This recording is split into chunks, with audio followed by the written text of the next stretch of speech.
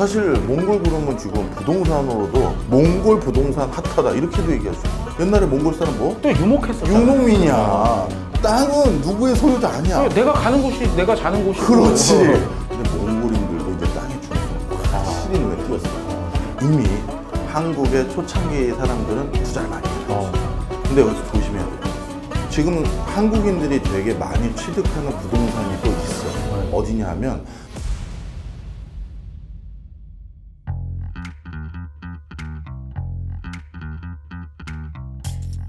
나도 몽골에 있는 부동산을 취득할 수 있나? 이런 생각 하시지 않을까요? 지금 한국인들이 되게 많이 취득하는 부동산이 또 있어. 네. 어디냐 하면 테르지 국립공원이라는 데가 있어. 네. 거기가 완벽한 그냥 허허벌판 초원도 아니고 그렇다고 완벽한 사막 그런 건 전혀 더더욱 아니고 여기 뭐 나무 있는 울창한 곳도 있고 풍광 좋은 데가 거의 다 있어. 네. 그런데 최근 들어서 한국인 관광객들이 메어 터지거든. 아, 그래요? 정말 메어 터져. 야, 우리 안 가본 데 좀 가보자 했는데 그 중에 하나 남은 게 몽골이거든. 그래서 몽골로 이제 여행을 오기 시작한 거야, 본격적으로. 자, 그래서 그 사람들이 왔는데 눈높이가 우리는 좋은 데 많이 가봤잖아. 그렇죠. 좀 아쉬운데 게르에서 잡아오는 건 체험으로는 좋은데요. 화장실도 좀 약간 그렇고 그렇죠. 또 깨끗함이 이게 초창기 몽골의 선구적인 여행 갔던 사람들의 어떤 반응이었던 거야. 네. 후기였던 거야. 네. 그래서 한국 자본들이 일부 들어가서 게르촌을 좀 캠핑촌도 제대로 좀 해보자. 글램핑장처럼. 그렇지. 그래서 뭐 우리 명성 PD랑 나랑 같은 게르에서 잤는데 이거는 뭐 바로 옆에 화장실이고 옛날 나 초창기 갔을 때 안 그랬어. 수세식 화장실 만들어놨어요? 그렇지. 막 따뜻한 물 나와. 샤워 나와. 그렇게 다 바꿔놓은 거야. 그리고 전기 다 되고 인터넷 와이파이도 되고 그렇게 해서 이제 그걸 다 바꾼 거지. 그 테르지 국립공원에 한국 자본들이 뭐 맨션도 짓고 게르도 짓고 호텔도 짓는 그 엄청난 투자들을 좀 많이 하고 있어. 식당도 들어가야죠. 그럼 한국의 초창기 사람들은 투자를 많이 해놨지. 근데 여기서 조심해야 될 게 있어. 뭐예요? 몽골의 부동산 투자. 오늘 부동산 특집이니까. 그렇죠. 뭘 조심해야 될까? 몽골은 자유주의 국가일까요? 사회주의 국가? 사회주의 국가잖아요. 맞아. 네. 그럼 땅이 누구 거야? 국가 겁니다. 그렇지. 정확히 말하면 그 땅의 완벽한 소유권을 나에게 넘겨주는 게 아니야. 장기 임대 같은 그런. 그렇지. 거지. 사용권을 넘겨주는 거야. 그리고 몽골도 중국이 발전하는 모습을 본 거야. 땅에 대해서 일정 기간 동안 충분히 사용할 수 있는 권한을 안정적으로 줬더니만 세상에 거기다 이따만한 건물도 짓고 그렇죠. 그걸 막 건설업자들이 개발해서 막 분양도 하고 하는구나. 그렇죠. 그래서 한동안 몽골에서는 몽골 국민이 새로 태어날 때마다 땅을 정부에서 줬어. 아, 그래요? 그러다 보니까 특이한 현상이 있어.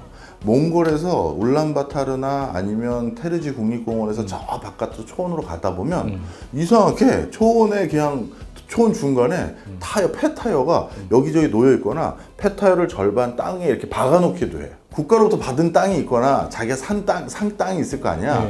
여기 내 땅이라는 표시해 놓는 거야. 그걸 다 여기저기 해놨어. 그러니까 몽골인들도 이제 슬슬 부동산의 중요성을 인식하기 시작한 거지. 옛날에 몽골 사람 뭐? 또 유목했었잖아요. 유목민이야. 땅은 누구의 소유도 아니야. 내가 가는 곳이 내가 자는 곳이고. 그렇지. 그런 사람들도 부동산의 중요성을 인식했다?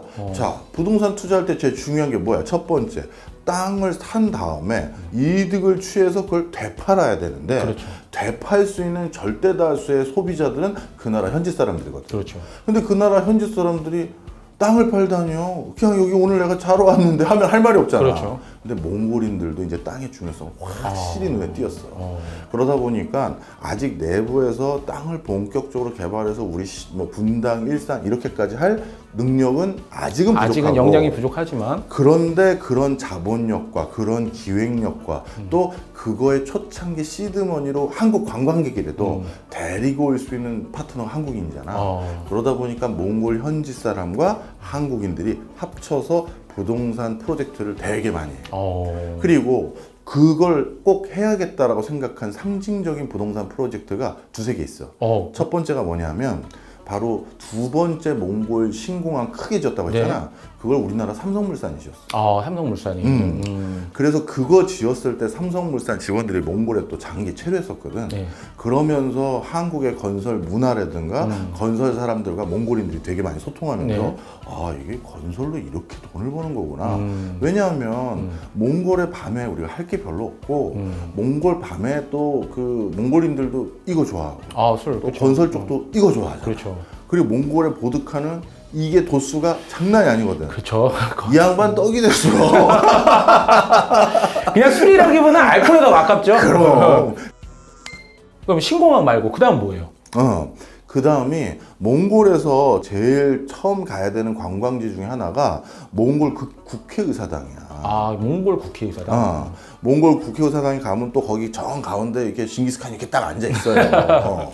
그런데 그 징기스칸 딱 앉아 있는 징기스칸을 바라보지 말고 그 징기스칸을 등지고 바로 바라보면 이렇게 생긴 그 호텔이 되게 특이하게 생겼거든. 그래서 저 호텔은 누가 봐도 야, 저거 특이하다 생각하는데 그게 또 한국 자본이 지은 거야.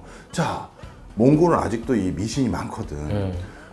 그 호텔이 이렇게 생겼다고 했잖아. 뾰족하게. 그게 칼날같이 생겼어.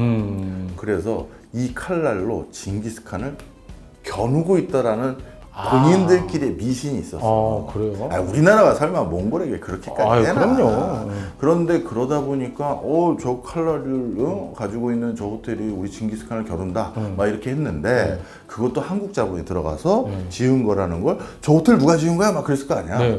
그러다 보니까 한국이 또 건설 이렇게 되고 바로 이러면서 자연스럽게 건설 인프라 노하우 경험 그다음에 투자 경험 이런 게 많은 한국인과 그 현지의 그 어떻게 보면 부동산 취득이 용이한 어느 나라도 외국인보다 내국인이 부동산을 매매하고 취득하는 건 법적 허들이 훨씬 나죠. 아, 당연하죠. 그래서 이 둘이 결탁해서 부동산 투자가 지금 어마어마하게 한국의 자본과 자, 그러면 여기서 이제 방식이 어떻게 되느냐. 딱 투자를 하러 간단 말이야. 그럼 이제 어떻게 된다. 개인이 외국에서 땅을 산다라는 건 쉽지가 않아. 국가마다 차이가 있어. 이것도 나중에 제가 특집 한번 해드릴게요. 해외 부동산 투자 어떻게 하느냐. 그러면 어떻게 하느냐. 이제 누군가 거강꾼이 찾아와.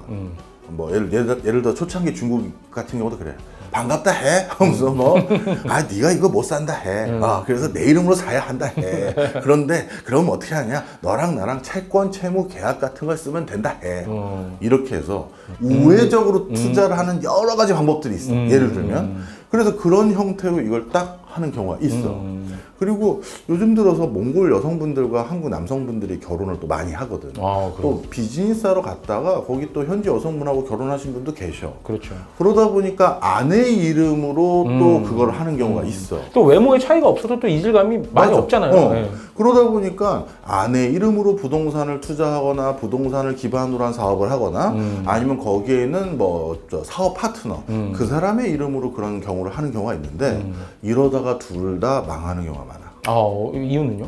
일단 몽골은 우리나라랑 정서가 좀 달라.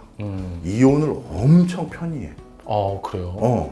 그냥 아주 노골적으로 좀 얘기하면 꼭 그 한 사람과 평생 100년 가약을 맺는다 그 개념이 아니야. 이게 약간 그 몽골 유목 생활과 관련이 있는 건가요? 당연히 있지. 몽골은 유목 생활을 좀 하다 보니까 자연스럽게 게르에서 이 3대가 같이 먹고 살거든. 그렇죠. 할아버지, 할머니, 아버지, 아들, 그 다음에 자식들. 그런데 그 한겨울에 아까 몇 도라고? 그땐 밖에서 나뿐만 아니라 몽골인들도 밖에 안 돌아다녀. 그럼 그 게르 안에서 한여름, 한겨울에 어른들이 할 수 있는 거는 부부관계잖아. 네, 그렇죠. 그러다 보니까 아이들도 그냥 아버님, 어머니나 할머니, 할아버지가 부부관계 하는 거 그냥 어른들끼리 하는 사랑 이렇게만 인식하는 그냥 어떻게 보면 성적으로 좀 빨리 깨치는 거지. 그런 거에 대해서 좀 오픈 마인드야. 그래서 이혼도 좀 솔직히 좀 많이 하는 편이야. 뭐 내가 좀 남의 나라 문화를 폄하하는 건 아니고 그냥 실태를 말씀드리면 역사적 배경이 있는 거니까. 자, 그러면 갑자기 나는 와이프가 몽골인이기 때문에 자연스럽게 사업의 수월함 때문에 몽골인 아내 이름으로 모든 사업을 다 하다가 이혼을 덜컥 당했다. 이혼을 했다. 그럼 이제 어떻게 되겠어? 그 그냥 몸만 세상에. 한국에 오면 되는 거죠. 그 표현이 참 씁쓸하지만 많지. 저 거기 다 놔두고요. 몸만 한국으로 다시 왔어요. 그렇죠. 이런 남성분들도 있어요. 그 다음에 몽골 현지의 법은 당연히 몽골인들 중심일 수밖에 없어. 그렇죠. 우리나라 법은 한국인들 중심인 거야. 그렇죠. 몽골 사람들이 한국에 와서 뭐 사업하다가 돌아가려고 하면 참 한국한테 섭섭합니다. 그 소리 역으로도 해. 뭐 우리가 몽골에만 뭐라고 할 것도 아니야. 어느 나라든 다 그래. 그러다 보니 이게 거기 부동산을 이제 털고 돈을 가지고 나와야 되는데 돈을 못 가져나. 무슨 얘기냐? 몽골에서 버신 돈이잖아. 몽골에서 쓰고 가. 야 여기서 쓱 써. 뭘 들고 가려고 그래. 이렇게 되는 거야. 왜? 몽골도 외화 자금이 해외 반출되는 걸 정말 급격히 관리하기 시작했어. 그래요. 그래서 이건 정말 좀 이렇게 뭐 권해드리는 건 아닙니다. 뭐 그래서 일부 사람들은 어쩔 수 없이 평생 거기서 번 돈인데 내가 방법이 없지 않냐 해서 뭐 가상의 회사를 하나 홍콩 같은데 설립을 해서 몽골이 그래도 거래가 자유로운 게 우리나라 시중은행보다는 홍콩 같은 글로벌 금융 허브거든. 거기에다가 돈을 어떤 비용 처리 상황으로 보내. 그러니까 마치 여기서 필요한 뭘 거기서 산 걸로 대금 치르는 것처럼 보내서 거기서 한국을 받아오거나 페이퍼 컴퍼니 같은 거 그렇지. 만들어서 이런 경우를 많이 하지. 그래서 해외에서 부동산을 취득한다는 건 꼭 기억하십시오. 분명 엄청난 기회가 있어요. 하지만 합리성을 가지고 논리성을 가지고 이렇게 해서 이렇게 해서 이렇게 해서 이렇게 해서 이렇게 가져오면 되는 거네. 그거 아니라는 겁니다. 꼭 기억. 우리 저기 얼마 전에 디즈니 플러스에 했었던 그 뭐야 카지노? 그 이름 주인공 이름 뭐지? 차무식. 차무식. 이분이 정상적인 경로로 그 해외에서 떼부자가 된 게 아니잖아. 카지노 얘기하면은 또 밤새도록 할 수도 있어요. 우리 카지노 편도 한번 하자. 그럼요. 자, 그래서 정상적인 경로가 아니다 보니까 그게 차무식과 유사한 어떤 행보를 보여가면서까지라도 내가 그 현지에서 부동산으로 한번 일확천금 잡아보겠다. 그런 마음가짐으로 가야 되는 거지. 한국처럼 아파트 하나 잘 사놨다가 딱 팔아가지고 딱 뭐 걷어. 그거 절대 아니라는 거야. 몽골 말고도 또 해외 부동산 얘기해 주실 때가 많이 있잖아요. 많지. 해외 부동산을 알아야 돼. 사실 우리가 그런 소리 많이 하잖아. 내가 부동산의 흐름이 이런 거일 줄 알았다면 강남에 그 옛날에 과수원이고 뻘밭이었을 그렇죠. 때 내가 거기 땅 안 샀겠습니까? 이런 소리 하잖아. 미래에서 온 사나이가 되는 거죠. 그렇지. 그렇다면 우리의 미래라고 할 수 있는 우리보다 국민소득 높은 네덜란드라든가 런던이라든가 프랑스라든가 미국의 부동산 흐름, 그것도 대도시 중심으로 그게 어떻게 흘러가는지 내가 간간히 얘기해 줄게. 네, 아이고 바쁘시겠어요? 아빠. 굉장히 웃긴 딜레마지. 부동산 인플레이션을 조장하는. 다른 물건의 가격은 이렇게 안 올랐는데 부동산만 독주해서 올라가는 가장 큰 이유 중에 하나가 바로